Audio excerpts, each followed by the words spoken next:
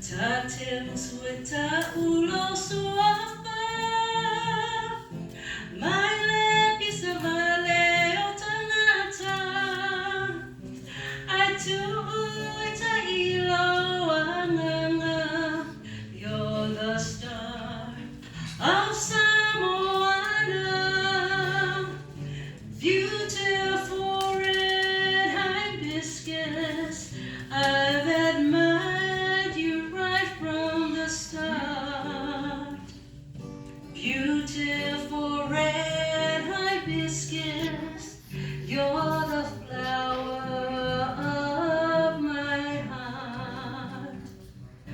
Tate musueta ulo suafa,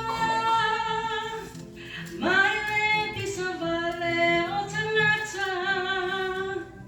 I do ita ilo anganga. You're the star of Samoana, beautiful red hibiscus. I've admired you right from the start. Beautiful red hibiscus, you're the flower of my heart.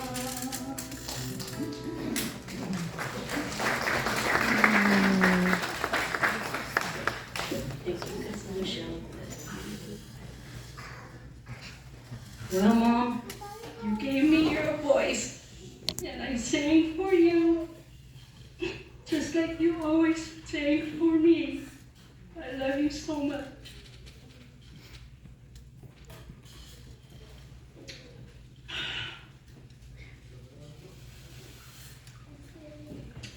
A long time ago, in a far away place, across the Pacific Ocean and under the constellation of the Southern Cross, sits the magical island of Samoa. There you will find the Vaisingano River, the longest river in the world. It connects Apia and beyond. If you travel east on Beach Road, there sits the pulu tree, tall and statuesque. It displays itself. If it could talk, it would say, "Here I am." Here lies paradise, the glorious village of Mataututai by the sea. My mother, she was born on April 14, 1944. Her parents, Helen Skelton and Jack Laban Tomatai, lived here with her older brother, Jack Jr. Matautu is where their legacy began, their family tree. Granny Isabella, Papa Jack's mother, was the one who pulled her into this world. She was a healer, a woman well versed in Samoan medicine. Awe, olea o whaingoa, lene pepe o lele, ia mele. Granny Isabella named her Mele after her nephew Simi's wife, Mary Schuster. She was nurtured. Mele had a happy childhood. She played games with her brothers, Jack, younger brother Simi, and cousin Pe'a. They swam in the ocean and paddled their canoes and climbed the pulu tree. Moa'ula was always watching. She was protected. Mele had many siblings. Being the oldest girl, she was a helper to Mama Eleni. With a baby on her hip, she would play with her cousins on the malai, shooting marbles and playing cards. She was in charge. Her father, a talented and gifted musician, taught my mother how to sing. Music was in her blood and would be a constant companion in her life.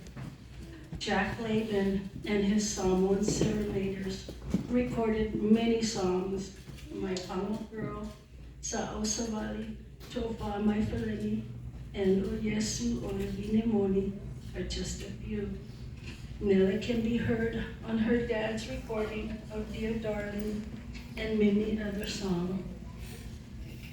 His style of playing the ingi Samoa is a part of Samoan history, and it's the standard introduction today for the Tawalula. Mela was an educated person. She went to Malifa Apia Primary, St. Mary's, and Samoa College. She was sent to live with her Uncle Tabita Fitismanu and Auntie Maria, where she attended Besenga College. This is how she came to know the gospel of Jesus Christ. She was baptized in Nauvoo Ward. She and her cousin Ruta attended seminary and many ward dances. Their social calendar was full. One day, there at Besenga, a young, handsome man named Moon, Tonumaipe'a, instantly fell in love with her. He was drawn to her beauty, and he said, "I love you." This is my mother's story. With her father's blessing, they moved to New Zealand and were married for time and eternity in the New Zealand temple. They flourished in New Zealand, Dad working at the post office and Mom doing piecework at a factory. They worked hard. My mother never forgot her roots. She always thought of her siblings in Matau Tutai. She sent for her brothers, Tony and Aleki, and her sister, Alosina. They came to New Zealand. She always sent money to her parents in Matautu. I remember when Papa Jack asked her to buy him a saddle. He was racing horses at Arpia Park at the time. My mother looked everywhere for this saddle, and I remember the heartache she had when she couldn't find one, but we went to one more store and it was available. And she found someone at the airport to take it to him. She always did her best to make her parents happy. In 1979, our small family moved to America. We lived in Santa Ana and then moved to Garden Grove, California. Dad was a telecommunications tech, and Mom stayed home taking care of my sister Michelle and I. Here in America, she again thought of her siblings, and she sent for her brothers, Siaki, Tony, and Malatula, and baby sister, Jean. Her life in America was busy. She held many church callings. This made her happy. Serving in Relief Society, primary, music chorister, and working as a temple worker in the Redlands Temple. This brought her so much joy. These are a few callings, but there were so many. She was faithful. Again, she thought of her family in Samoa. When it was time for her niece and nephews to go on missions, she answered faithfully by paying their mission fees and doing all she could for them. Becca went to the Philippines, Richard to the Philippines, and Casa, Houston, Texas. I remember how proud she was of them. And through service, she felt like she was serving a mission too. I have learned so much from my mother. She always put her family needs before her own. She was a doer. If there were things to be done in the family, she did it. She never quit. I'm grateful for all the life lessons she taught me. She loved her children, her grandchildren, and her work family. Towards the end, she asked me to get her temple clothes ready. She knew she was going back to paradise.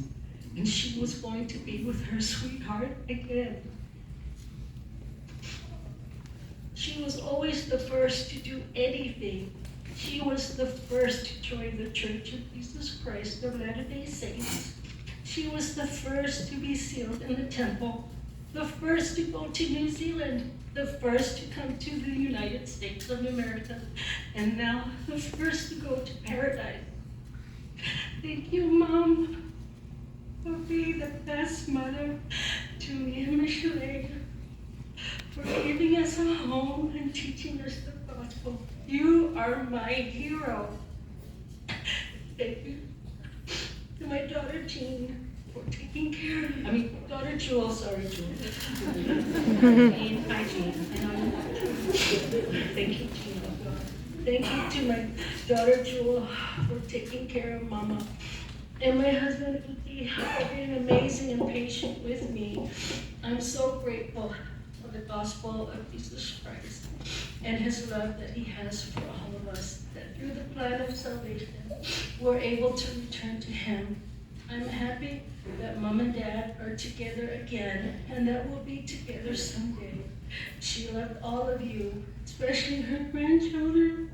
She was so prideful, proud of all of you, and I remember I would go to work, and when you guys were young, she'd take you to Kmart and shoot all these photos. And like, Mom, what's all these photos for? And so I can look at my grandchildren. So we have all those photos at home of you. So before you leave, make sure you come to the house and get some photos. I want to thank all of my family who came to visit me, who sent me condolences, prayers, and love through phone calls and text messages. I've been so overwhelmed with all your support and love. On behalf of my sister Michelle and myself, I thank you so much. Thank you to everyone who helped with Mom's program today. Your efforts. Well, thank you. I know I look a mess. Sorry. Thank you to everyone who helped with Mom's program today. Your efforts are appreciated and not forgotten. I love all of you so much. I do say these things in the name of thy Son, Jesus Christ. Amen. Amen.